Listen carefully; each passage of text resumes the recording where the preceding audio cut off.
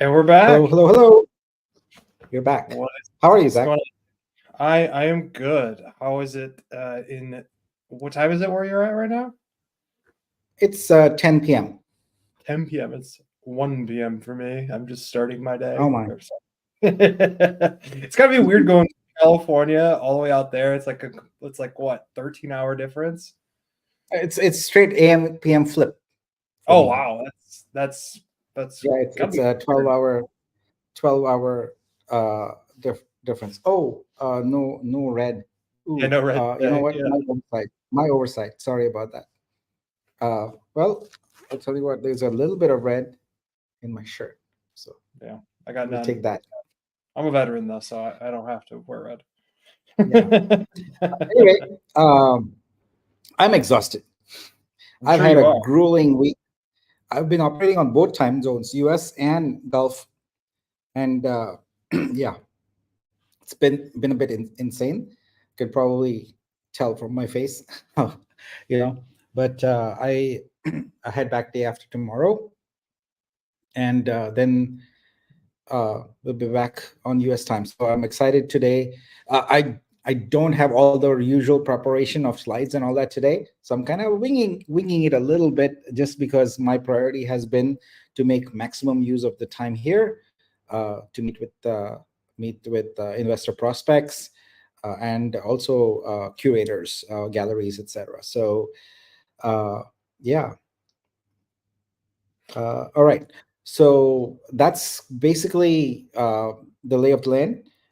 So today, what I'd like to do is give you an update on what has transpired here in the past few days since I arrived here, and talk a little bit about what is coming up, and also give a sense of what kinds of questions I'm getting from investors, because I think that's important for people to understand, how investors are viewing the deal, especially sophisticated investors who are looking, to invest sizable amounts of money. They're going to look at the deal very, very carefully and do their due diligence. And so there's a lot of questions, and I'm going to spend time telling you a little bit about them. But what is up with you? Just manning the ship while you're away. Making sure everything is going as expected, getting some organization. We're about once this is over, we're all of our stuff's about to scale, so we have to have a solid structure in order to do that. So working with the team to get it where our comms are up and everyone's seeing each other's messages, so we can go instead of like stop and inform each other. So just a lot of good housekeeping, yeah, I guess you could say, and a little bit of a light. It's the holidays, so I'm about to go home, see the family for holidays. My mom makes a huge deal out of Christmas. She was just chirping at me before I jumped on here. When are you coming home? When are you going to see? Because I haven't seen them in like 6 months, so they are chomping at the bit to see me, and I'm excited. I'm excited to take some time off. Yeah, it's always good. It's always good to be home. My apologies to Gus. I did not bring my mug along with me, so I'm using a plain white boring mug here. But I do have my chai, so there's that. All right, let's just get going. So the highlight of my week, of course, was the investor event we had. You've seen videos, photos, etc. of it. It was really what I would consider a very successful event, given the time we had to pull it off. So we had about 80 RSVPs, of which 60 turned up, which is actually pretty decent and pretty high.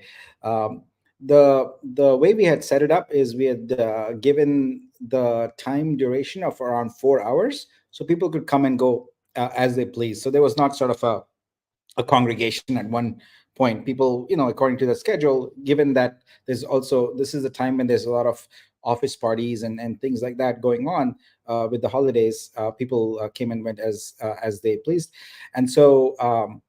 Yeah, so I spent a fair bit of time talking one-on-one with investors there, and also did a pitch to around 40 investors at once. I got a whole lot of Telegram new contacts, because most people use Telegram. Most of the investors, sort of use Telegram. So in general, what we had, I would say, is a 75-25 split, where 75% were angels / super angels, and 25% were institutional investors. So in the past few days, I've been following up, and whoever is able to give some time to have a meeting, I've been taking those meetings. The challenge is that a lot of people are not taking meetings right now because of the holidays, and that's fine, because the important thing is to meet them in person once, and then do follow-up calls. It will probably be, uh, based on my prior experience, about 2, maybe 3 Zoom calls, meetings, and they're not like necessarily very long. But for example, typically the larger the amount they are investing, the more people have to be involved in the deal, and also there's to be a technical due diligence. So I'm used to doing a follow-on call with like a technical person who asks all kinds of technical questions, because it is software, it is technology, right? So we got a lot of those kind of questions. I've kind of tried to educate the community before about the process, but I think it'll be helpful to kind of go through it one more time. I mean, basically, what we are looking at here is raising capital from professional investors, institutional investors, angels, etc. And so the process requires, first of all, a warm contact. So in other words, you don't send your business plan out to someone and hope they'll get back to you. That doesn't work ever. No, So this is why this is important, because they get to kind of meet you, etc. And they're pre-qualified, right? Everyone's pre-qualified, so they get a chance to meet you, do the quick pitch to them. So I have the pitch I do pretty much down pat now. Do the pitch, get some preliminary answers, but it isn't conducive in a networking event scenario to go too much into detail. You're not trying to sell, you're just trying to get the next meeting. That's the objective of that, and that has been completed now. So now we've got next meetings starting to get scheduled. We actually already sent out an email follow-up to all the attendees with links to my calendar, etc., so people can start taking slots themselves. But most of the time, they require a second outreach where we can contact them and get on their schedule and things like that. So we do that, and then with the second call, it's usually the investor and maybe a couple of their partners, etc., who are on, and we do the pitch again. This time, getting more refined questions and things like that. And then they go back and think about the deal, and if they are interested, then we do another call and we talk more about the deal terms, etc. So we talk about valuation, the size of the deal and things like that. And if in contemporaneously, we also do a technical due diligence. So maybe a secondary call with someone technical who asks all kinds of questions, and boom, you get to that, you get past that, and then it's a matter of just closing the deal. So at that point, it becomes primarily logistics, sending out a DocuSign, they sign it, they send some, they send it back, I sign it, and then the next step is a deposit of funds, etc. So the model we are talking about here is the standard model. It follows what's called a SAFT, a simple agreement for future tokens. So we have the boosters, we have the super boosters, and anyone wishes to grab those will. But the most investors, they prefer the straight and narrow path where they do what they're used to doing. They prefer straight up tokens with a SAFT agreement that has deal terms and things like that all laid out. So we've created a SAFT agreement, and we have that, and we are now sharing that with folks. In the SAFT, the key things, the most important thing is the pre-money valuation. So the valuation determines exactly what price point folks come in on. And so the big challenge right now, and I'll be very honest with you, it's one that's been a bit difficult for me to manage, is the fact that compared to, so there was one issue let me back up a little bit. There was one issue, first of all, with the cap table not being sort of standard, and we addressed that, right? So that is now okay. But now the new problem is, and I wouldn't say it's a problem necessary, but it is a point of friction, if you will, is the valuation. Our valuation is pretty high. It's 60 million circulating supply, fully diluted, multiplied by $1.50, which is what we are doing right now. That's, do the math, $90 million, right?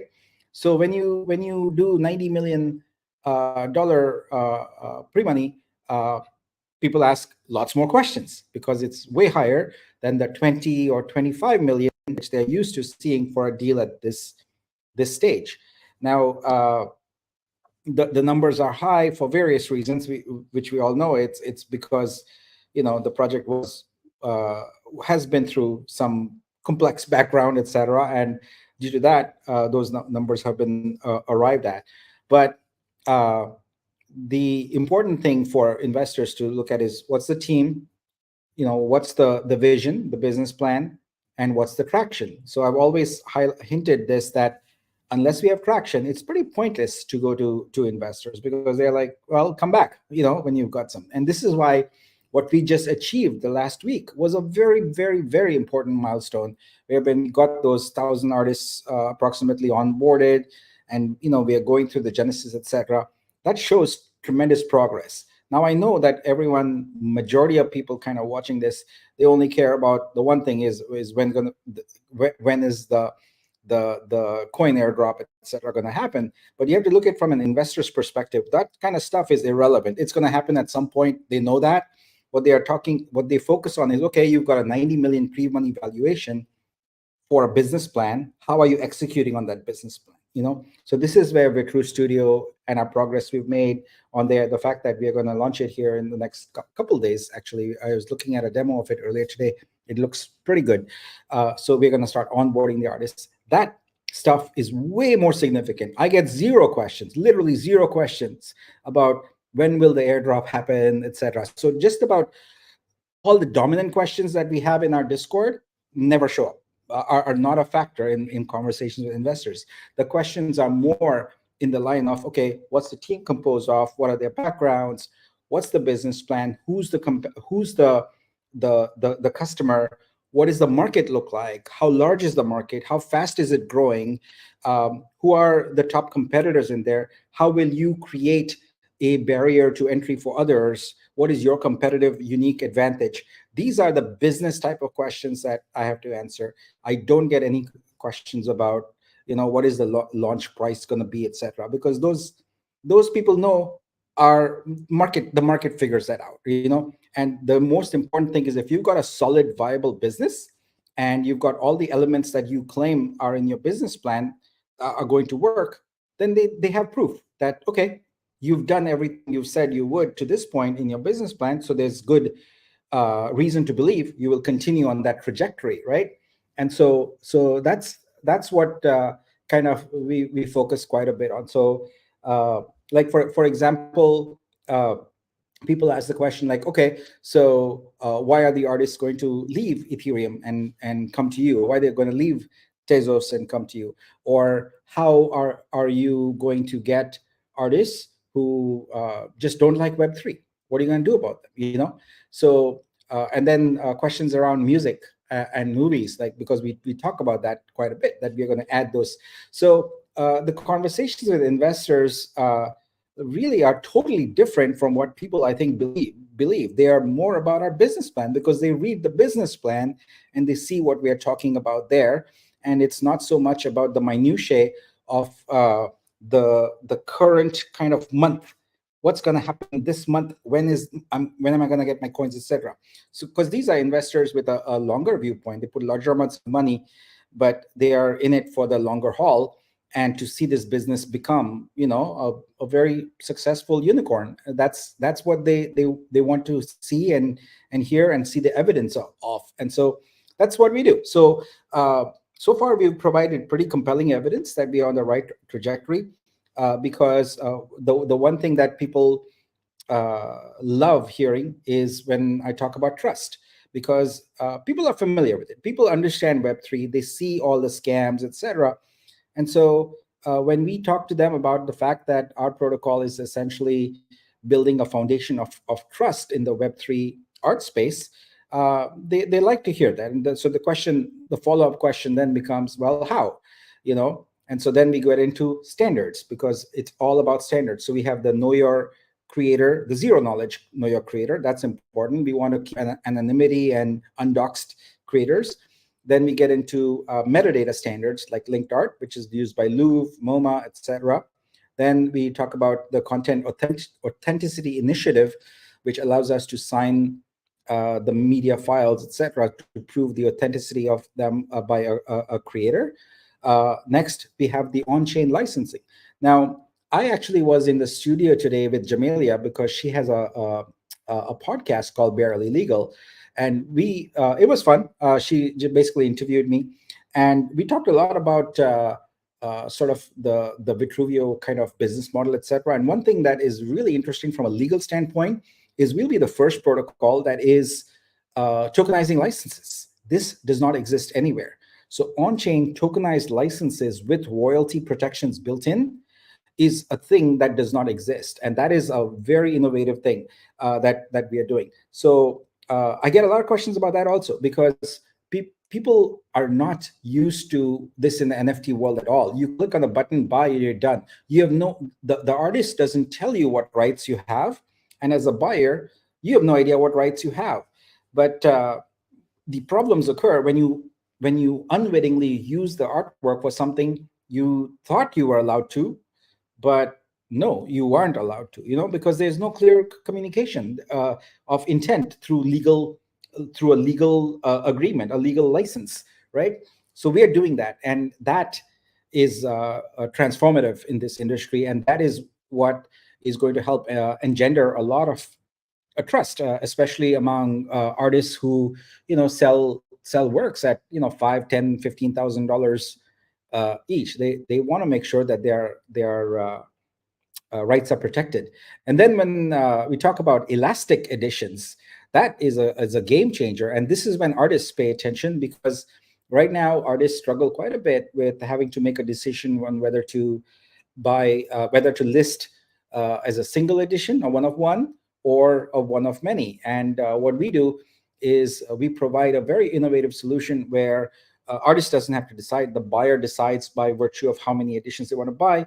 It uniquely transforms the edition size dynamically into elastic editions. So anyway, I bring all of this up because we have a defensible business plan, is my point, is that we've thought through a number of pain points.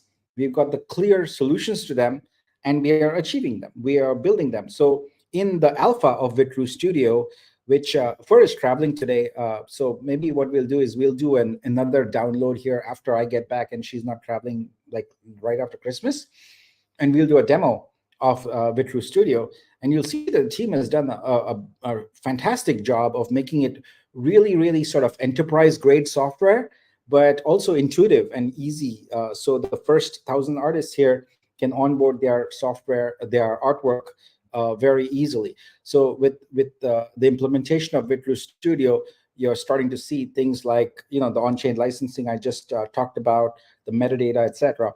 But it's a two-step process. We are first doing it sort of in the Web 2 way, where you upload the artworks and things like that, and then you go on-chain.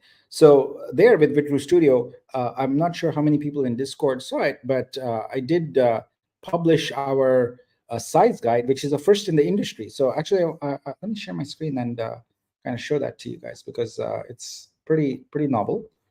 I unfortunately don't have multiple screens here, so that makes it a bit challenging to share screens. So we'll probably see a mirror here for a second.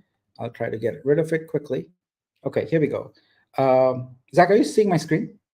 I am. Okay, great. Yeah, so I want to hint a little bit about the innovative things we're doing. So we published this artwork size guide. Now, nothing like this exists in the industry at all. And in this guide, and I'm not going to go through all the slides. The link is actually in the Discord minor updates if anyone wants to look at it. I want to share some of the highlights of what we're doing here. In the world of NFT art right now, there is just chaos. Like anyone can upload anything of any size, any resolution, etc. And that is disservice to customers. Think about the era of mobile phones prior to the advent of the iPhone, where it was just all over the place, like every form factor imaginable, keyboards, buttons. There was no standard or anything like that. But what we are doing here is we are creating standards, and we're making it possible for people. We're helping artists understand things like aspect ratio. The importance of having your artworks conform to the digital displays and the canvas frames that they're likely to be printed on or displayed on. So when artists create things of any size, etc., there's two things that happen, and neither of them are good. One is when they're displayed, the artwork is cropped, which is terrible because some important aspect of your artwork might just be invisible. Or you see black bars, which is also not desirable. So, and then it comes to resolution. When you want to print something, you need a higher resolution. You need 300 pixels per inch, or DPI, depending on what you want to call it. But on screen, we use 72 DPI. So how can we enable artists to understand that their work needs to be at a higher resolution so that it is available for printing? Then it comes to orientation. We are starting to do some surveys and get some data on how most people hang their panels. So these display panels, this new generation of display panels that are coming up, do people hang them landscape or portrait, or are they square? Like WHIM, WHIM, has devices that are square, right?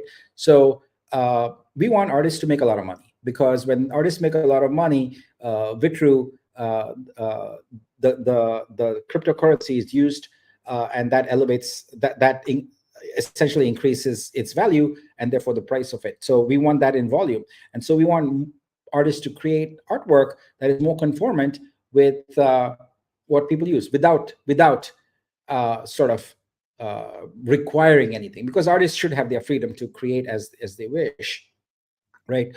So what we've done now is come up with standard dimensions for things, and and also file formats. So what are the different file formats we support? So for images, these are the file formats we support. For videos, audio, 3D objects, because we'll be supporting 3D objects also. We'll support documents. So if someone wants to publish, I don't know, a story in doc format, right, as a PDF, then we would accept that. And lastly, we are also going to enable interactive artworks. So this is future thinking right now. We're able to upload an entire zip which has all the JavaScript code, the CSS, the HTML, etc., to render a very interactive kind of artwork that maybe changes according to the weather or the time of day or some other external stimulus, and create very dynamic artworks.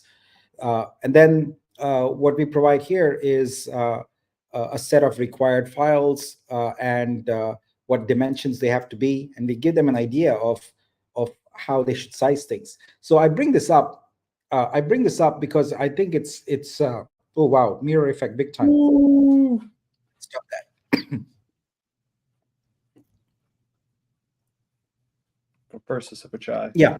So I bring this up because it's important for people to see that the most important thing we have got going on here is our business plan, and to build according to that, to build something really robust so that we can onboard creators at scale. We don't want to onboard 10,000 or 100,000. We want to get millions of creators on this protocol so that it becomes the global standard for creators eventually.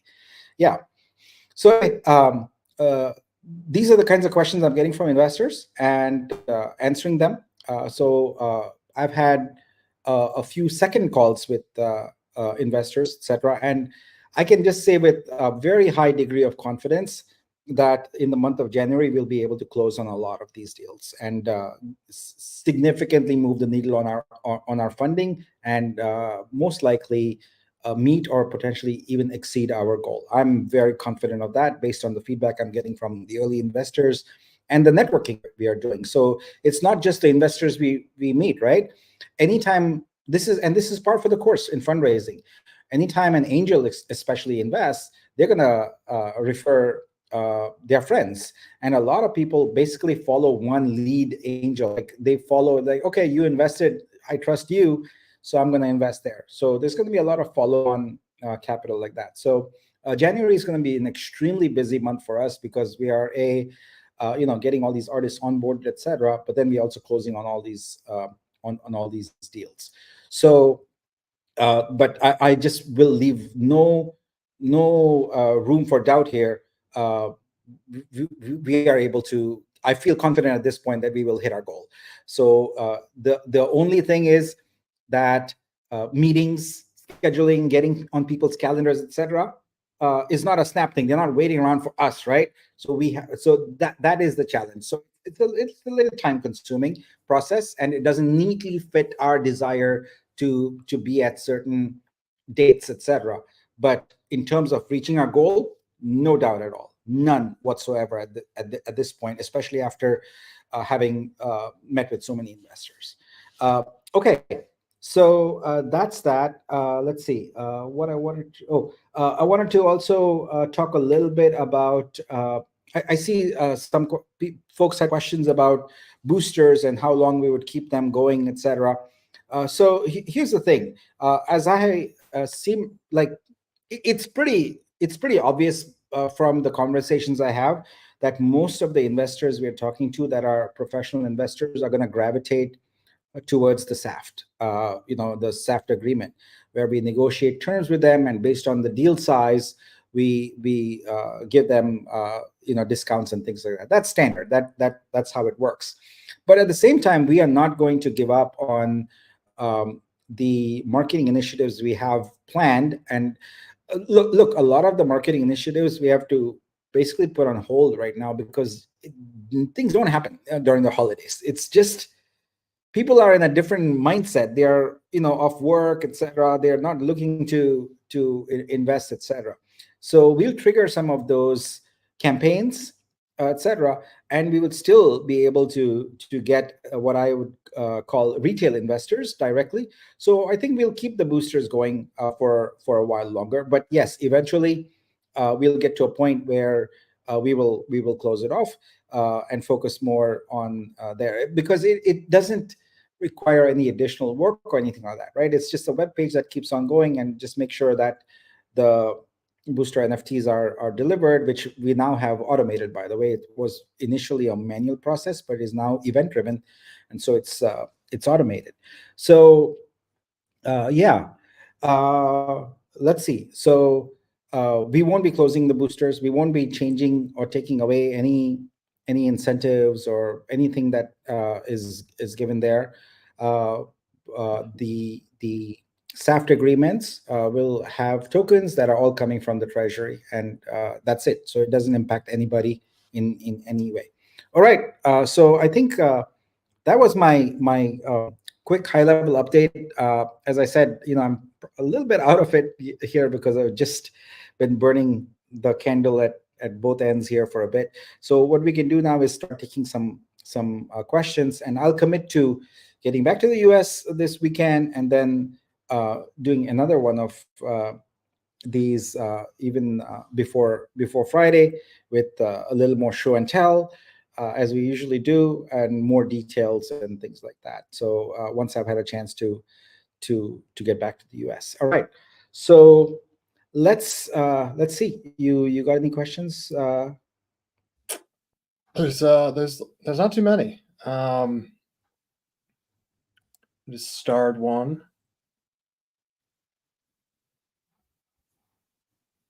Okay, it's please. All right.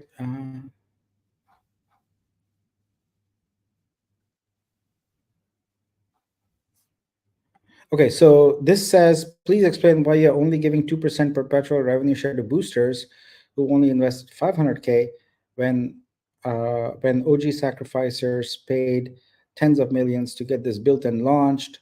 Not equitable or fair. It's a reasonable question. I don't have a good answer for it because of the fact that we actually did a complete project reset at the end of July, and the tens of millions are not something that are available to us right now. And I understand how people feel about that, but we're talking about a reset project, and so everything is based upon the reset landscape. So I understand it may not be fair, but it certainly is equitable because of the fact that we are asking folks who are stepping up now, uh, and they're getting sort of a reward based on the commitment now. Cannot speak for the past. Let's see here. What we got? Is it possible to upscale Is it? features for low-res artworks for people who can't upscale their own work, but for future advancements in screen resolutions? Yeah, this is a good. We probably might do that with AI. With that, because I understand fully well that sometimes the devices are the constraint. Like your device is incapable of handling export, or you initially scanned it at a lower resolution, and now you don't have an ability to go back and rescan it, etc. So I'd say two things. One is the basic display requirement is not that high. It's UHD 3840 by 2160 pixels, which is basically 4K. So the higher resolution is needed, like 4 times that, for when we want to go to print. So it might just be that you don't offer those artworks for print. Don't create. So we have the ability for an artist to decide which licenses they want to offer. They can offer an NFT license, they can offer a streaming license, and they can offer a print license. So you can just not offer a print license on those. But yeah, we'll definitely look at um, giving artists guidance on AI tooling. What I don't think we should do is we should not auto do that for creators. In fact, um, uh, our developers wanted to like auto crop and all that. Like nope, none of that is happening. Artists care deeply about their work, about where it's cropped, etc. And so artists are going to do that. We are going to enable them by providing the resources and say, go here. This tool will help you upscale your image, etc.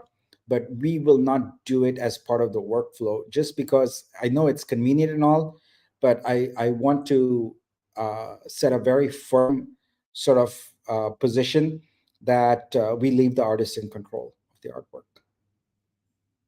Yeah, I mean, and I've been isolating some of the. I also love. I'm not an artist, but I love to play with Photoshop and Illustrator for various things, and I've definitely used some of those AI tools that help like upscale photos and turn black and white into color, and some of them are really really good. And I think Yeah. what would probably be best is if we had like a list of like, we like this one, like this one's better than this one's free, this one's not, and have like a guide for people to use in order to satisfy that requirement if that's something they're looking to do. But yeah, building it into what we do, yeah, like you said, it won't. Sometimes it might not work out where it doesn't look good. So yeah, no, I agree. So that's something that I should probably do. Start making a list of some of those. But we have a couple more. All right. So well done in Dubai, as it seems. My question is if is as the following. As you're confident in funding goal or exceeding, do you see us listing at a centralized exchange by 25 January at the latest? Yeah. Yeah, I am no longer going to commit to hard dates of any kind, because there's so many variables. Getting listed on SX involves signing agreements with them doing the integration, etc., getting the liquidity and etc. So our goal is to make January the month of Vitruveo. Essentially, we get a lot of these things that have been pending done, and our goal is also that before the year is up to do the Nexus NFT drop. That's happening. So as the funds come in and we reach the threshold where we say, okay, we've got enough now, where we can have a decent runway and we can have liquidity, we'll pull the trigger on that and get going on that. It's not like we're sitting around and waiting for that to happen before we do it. We're already in talks with exchanges, etc. So it's a matter of just executing on that last few steps. So our goal is to get everything done in January as much as possible, but it's going to be driven by how quickly the funds come in, etc. So, and I cannot govern or control the schedule that we have set up for meetings, for pitches, etc. So we're going to try and expedite as quickly as possible.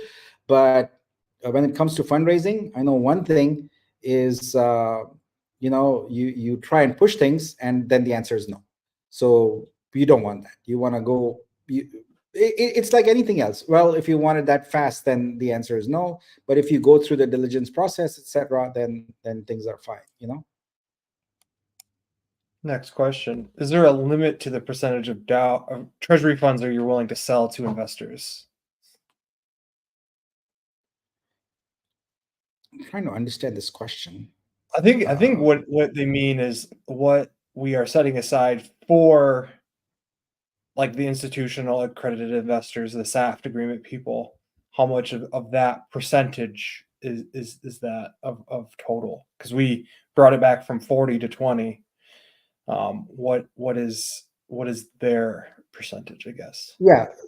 So look, our goal is we did this recent conversion around Vitruveo, etc., to reset the cap table and get it more to standards, right, and get more coins into the treasury to address one of the concerns that early investors raised about the fact that we don't have enough for follow-on capital, etc. So we definitely will not be depleting the current treasury completely. I'm thinking that our threshold is probably 50, maybe 60%, now, but keep more coins for future follow-on fundraisers, because we will have to do much larger fundraisers in the future. So this person was asking about the calculator that you're working on. Do you have a timetable of when that will be available? Yeah. So I had intended to finish it all here, but my schedule turned out to be way, way, way busier than I had imagined, which is a good thing because I meet a lot of people, etc. But at the same time, I was not able to deliver on that. So just plan on seeing these things happen next week. There's also one of the things that has risen to the top and actually highest in the priority list, even more than this, is the white paper. So been working on that and want to get that off. So today, if you go to the testnet explorer, you will see that there's been a new contract deployed for the swapper. So that's there now. Just want to get through last few tests on that, and then we can deploy the swapper v2. So get that deployed, get the white paper done, and then work on the calculator. That's the order of operations here. Right. Okay. Let's see what else we got here. Yeah, when will the swapper be ready? I mean, you gave me a little update on that a minute before we started. So, yeah, as I just mentioned, you can go look on the testnet explorer right now. There's a new contract that just got deployed, so that has the validator swap feature. So I don't have to answer so many trouble tickets. It basically allows you to swap your validator to a different account without moving the coins associated with it. So then you have an account with just your validator and no coins, and that is what a lot of people wanted, and so we've done that now. And then it has the ability for you to choose your swap percentage, 0 to 100%, whatever you want it to be. And it makes a note in the contract of the fact that you have manually updated that, because for everyone who's manually updated it, the default will change. The default is 50%, and if you manually update it, it'll be a different number. So this is a decent one. For the SAFT agreement, will it fall under the same vesting schedule as Booster and the OG holders? The 18 months.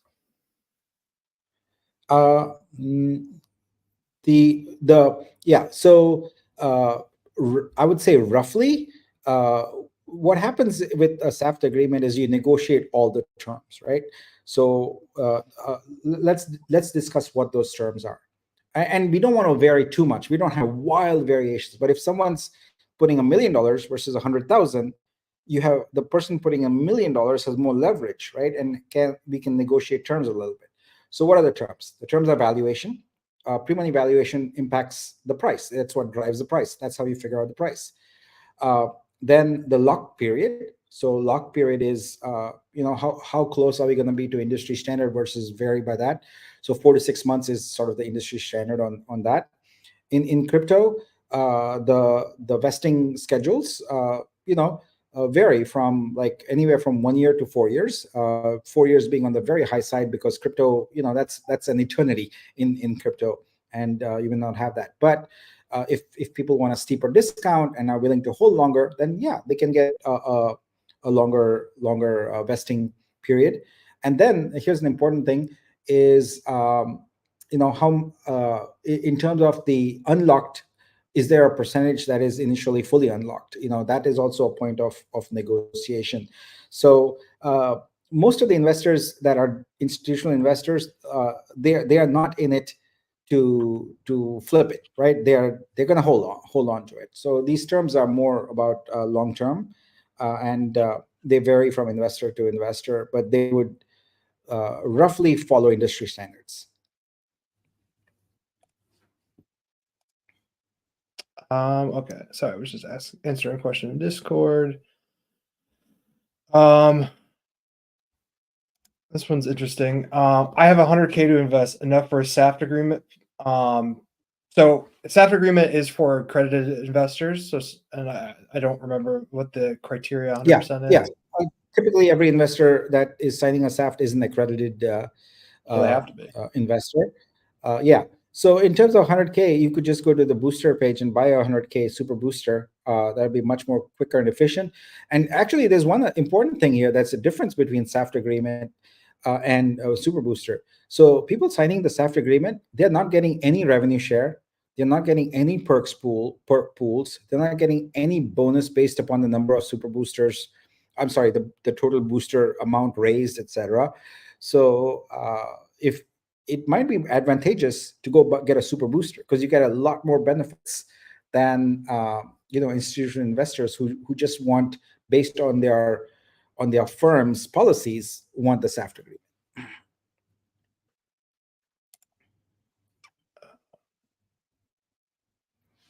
So I see one here that I can address. Can we swap the coins that are with the validator to another wallet, basically leaving the validator where it is? Yeah, so this is a good question. So right now, what you would do is basically you need to do this in like a 2-step or 3-step process, where when you swap out the validator, it's going to move your validator to another account, which I understand you don't want, and your coins are left in the one account. So then you would swap the coins out to another account, and then you would swap the validator back to the original account. So it's a three-step kind of process. But given how quick and easy it is, it's just clicking a few buttons. That would be how you would achieve that goal. From our friend Crypto Matt. Hey, Nick and Zach, have you gone through the numbers assuming no one switches from Vitruveo to Vitruveo? How could we reduce the OG allocation? Because there are a lot of dead wallets, like a lot of people who have just forgotten about the project. Yeah, we can't assume they're dead, right? Because they might come alive someday in the future. We can't just if no one switches from Vitru to Vitro, first of all, I don't think that's a scenario that is likely, because we really are making the Vitro thing sort of balanced thing with Vitru. I admit it might not be fully balanced, but we are trying to sort of keep them more or less in line, right? And so the scenarios that none of that happens is not feasible in my opinion. And no, we cannot just basically truncate, get rid of wallets that are inactive. So if they are inactive, then those are the wallets that would be the 50-50 automated kind of swap. Yeah, I think they were more talking about like we're like forcing people to take the Vitro, I guess, I think is what they were saying, not necessarily get rid of the wallets, but yeah.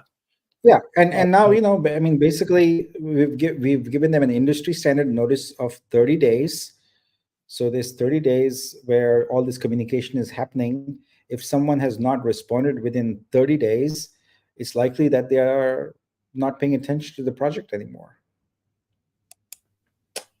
Will we know the details of the SAFT agreements, or will those be confidential? Oh yeah, so typically after the round is done, then yeah, we'll have those all out there. It depends on the investors. We'll ask certain investors don't want their information in public, and so in that case, we won't do that. They want to keep. So sometimes in the SAFT agreement, they write that the deal terms will be kept confidential because it is proprietary, right? From the investors, especially institutional investors, they don't want different startups, etc., going up against them having negotiating leverage, knowing the details of other deals that they've made. So most often, the only deals that you'll see public are the ones where people don't have an issue with it. But in my experience, most people don't want deal terms to be public. So to the extent that people are fine with deal terms being public, we'll publish them. But for others, we may not do that. In most of the situations that I've been in, that a lot of them are okay with publishing their names and like the total amount they invested, but not what they bought tokens for. And yeah, like the nitty gritty. Yep. Everyone wants to flex their new portfolio company, but they don't want to say how much they paid for them.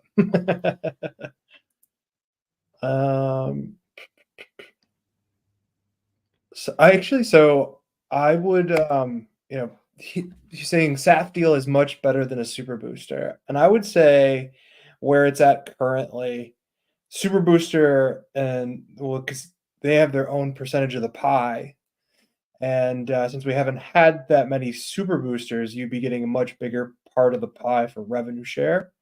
So I don't know if I would look into the super booster details a little bit more before you declare that. Though a SAF is very like straightforward and something maybe you're more used to, but yeah, just a food for thought. The same guy that asked about the 100K. That's why I brought it up. Yeah. When will we be able to specify what the allocations to Vitruveo will be? And that's going to be with Swapper 2.0, correct? With the Swapper, yeah. And I apologize to everyone. I know I've been optimistic about how much work I can do and how fast I can do it, but with coding, you have to get in the zone and you get interrupted. You do a zoom here, zoom there, and it gets harder and harder. But yeah, it's the contract's done. That was the hard part, and now it's just need to make a couple of UI tweaks, and it's ready to go. What will happen if the swap doesn't hit the target of 11 million back to the treasury? Will it hurt chances to get VC funding in this round? Well, I mean, we have a certain projection, and I'm very confident about that projection. It's based upon analyzing all the wallets out there and what amounts they have, and what based on their bag size, I guess, whether they're likely to do it or not. So I feel like it might not be precisely 11 million. It might be 9 million. It might be 10 million. But we are reasonably within range there. The key thing is that the cap table has been sort of optimized for what people are looking for, industry standard. I just want to address in that vein also 2 points that keep coming up because people fundamentally misunderstand it, and I don't know if people are doing that intentionally. Maybe they are. This is not some VC saying, "Hey, change this," or "We will or will not invest." That's not how these things work. They're basically saying that, look, your cap table doesn't match an industry standard. We identify a problem. The problem is the sell pressure at month 7. And the second problem is there's no treasury coins for follow-on funding. You need to address those problems to make this deal a reasonably attractive deal. And so when you get that same feedback from 1, 2, 3, 4, 5 people, not just prospective investors, but also exchange folks who look and go like, "Hey, you got a problem here," that's a red flag, right? So we can either ignore it or we can address it, and we chose to address it. So I feel that based upon the measures we've put in place, we will have the reasonable transfer of coins to the treasury, and therefore address the problems. So this is more of a suggestion. I know we're talking about doing a demo for the next download after Christmas, but this user asked if we could do it in Discord, so we could have some interactive voice chat. Let's do it. Let's do it. We'll plan for that, so then we can have some community participation as well. We could still record it, put it out on YouTube if we want to. We'll figure out how we could use StreamYard and have someone record their screen and send it to YouTube and have people participate. I like that. And the ones that we did for boosters are really fun. Look, there are two kinds of users, right? There are people who have an agenda and who ask questions worded in a way to trip me up, or just to raise negative flags, etc. I don't really care for them. They can keep asking the questions. I'm not going to humor them. But then there are members of the community who are serious, who are asking genuine, authentic questions about the business, about the plan, about how we will grow, etc. I love those questions, and I will answer them all day, every day. So yeah, let's do the voice thing. People are welcome to ask honest questions about the business. Happy to do that.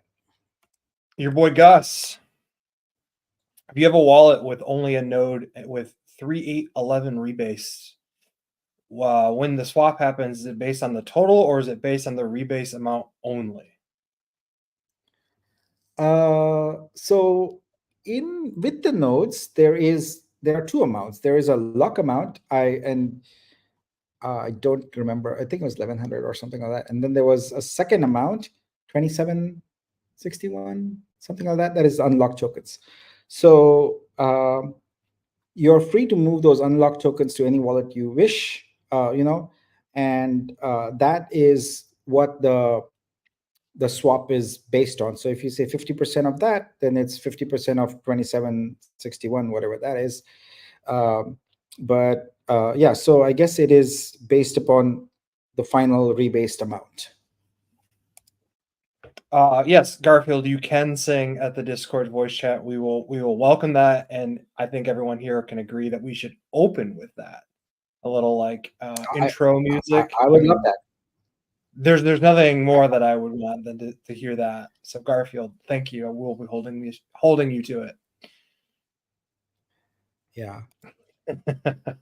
I think the NRK. When can we expect a marketing push from popular YouTubers? We don't want to front load that, right now. But as we get closer to the exchange and after Nexus, get through the holidays, we've been in conversations with some of the agencies that represent these guys. I know a bunch of them personally. They know who we are. Don't worry. And when it's the right time, it's best begging for your buck. What's going to be the most cost-effective message, call to action for people to actually see this outreach and be able to do something.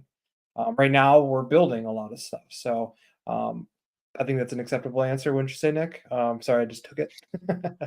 Yeah. Definitely.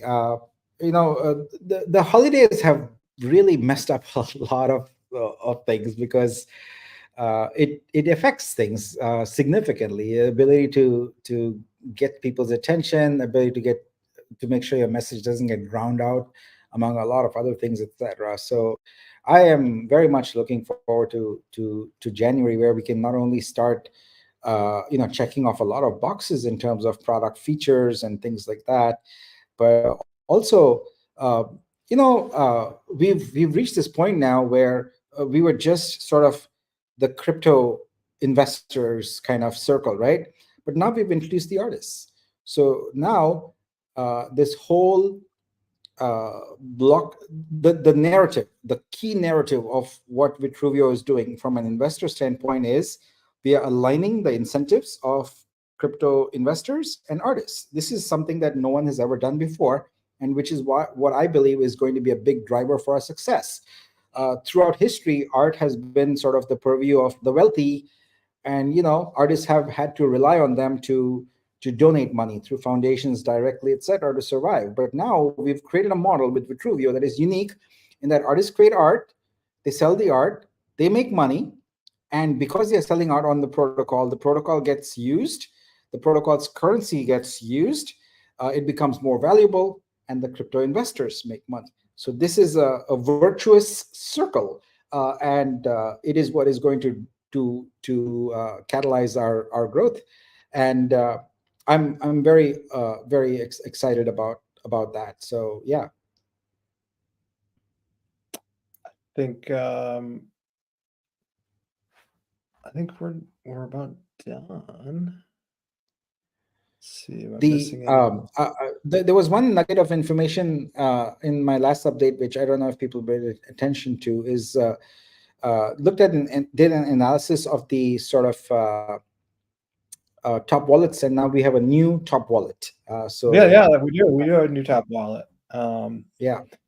Yep, it's no longer the man that shall not be named, Voldemort. So yeah, I think let's see. This is an interesting question. I have a friend who's 100% a newbie. She wants to invest 1K to 3K. Is there a way to create a fiat on ramp to support this? Yeah. So the reason we incorporate in crypto friendly countries, the reason why we have certain ways in which you can invest with stable coins, etc., is because the moment you get into fiat, you get into regulatory agencies and things like that. And you don't want to run afoul of the law. We want to do everything in a legal manner. So everything we're doing right now is in a legal manner. But if you look at the agreements for most credit card providers, etc., it specifically does not specifically disallows you from using their service for these kinds of situations. So we would then, first of all, we would be breaking their terms of service, which we don't want to do. And secondly, if for whatever reason, if you do decide to do that, I wouldn't, but if you do, you risk being locked anytime and your funds being frozen. So we don't want any of those things. Those are all bad things. So whatever we do, we're going to do it legally. We're going to do it in a way where we follow the regulatory agencies and we follow all the legal requirements. And so this is something that it would be great. We could do it, but we don't have the legal infrastructure for it.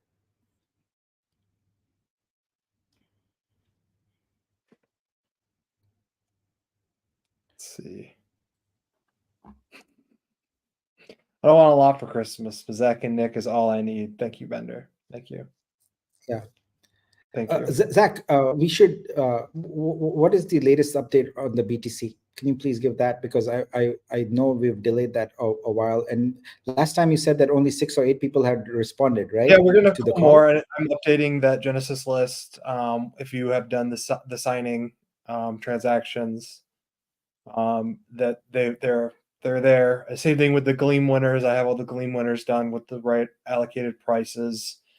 I have all of that stuff. So when you want to push that to the swapper contract, just let me know. Maybe we meet and we go through all the different stuff that I have.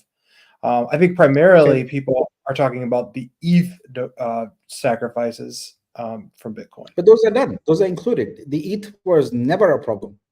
And if someone feels that they are not represented, then I would definitely like to know about that, because everything that was smart contract was automated, and we have all that data. It was only the BTC, because there was no smart contract, that there was an issue.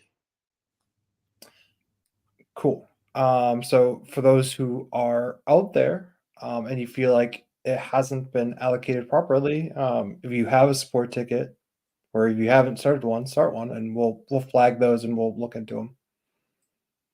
Yeah.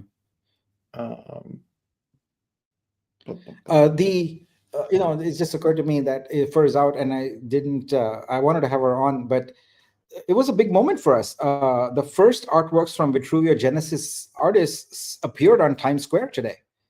So that was huge. Well, yesterday at 3:02 p.m. was the first yesterday, one. I guess. Yeah. 3 and Fowler, Senate member Fowler, was one of the ones that was on there for the first. That was the first one that I noticed. Yes. Yep. So I'm really excited about that because artists, yes, artists need money, they need sales, etc.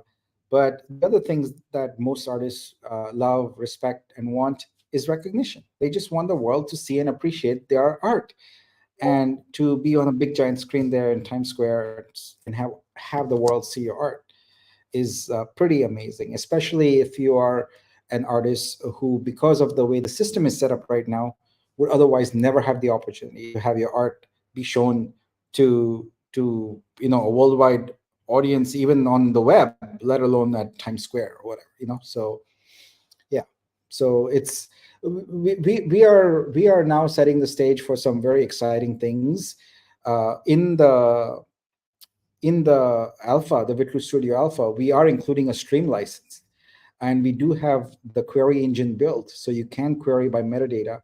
So one of the things that we'll be gearing up to build very quickly is an art stream, and showing art streams in different places, etc., where, with the artist's consent, of course, so people can get a feel for what is possible, that is to date impossible. So we've made things possible through our streaming protocol. This will be the last question. Kelly's asking, is there a way so we can do some translated announcements, and maybe downloads as well?